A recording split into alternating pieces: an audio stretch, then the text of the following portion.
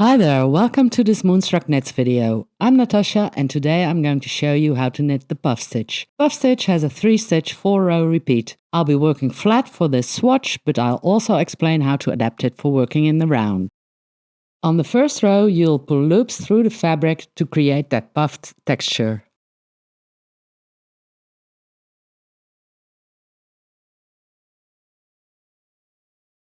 Work in pattern until you reach the column of 3 knit stitches where the puff will go. Insert your needle into the 3rd stitch below the 2nd stitch on your left hand needle and pull a loop. Knit 3 stitches.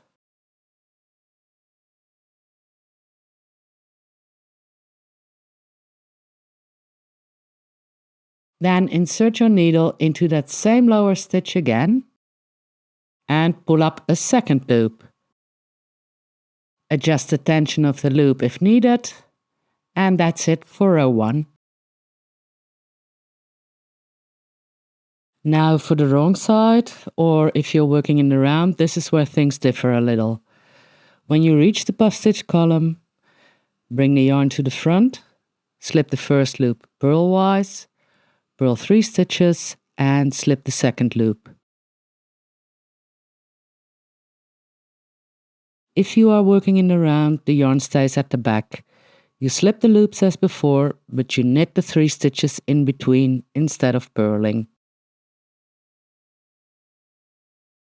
Row 3 is the same for working flat and in the round. At the puff column, slip the first loop knitwise, then slip the next stitch knitwise and knit them together through the back loop.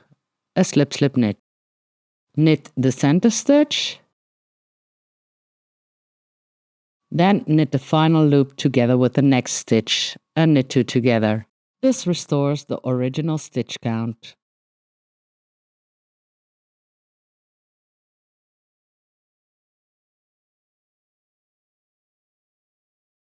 And for the last row of the puff stitch repeat, on the wrong side, if working flat, simply purl across the puff stitch section.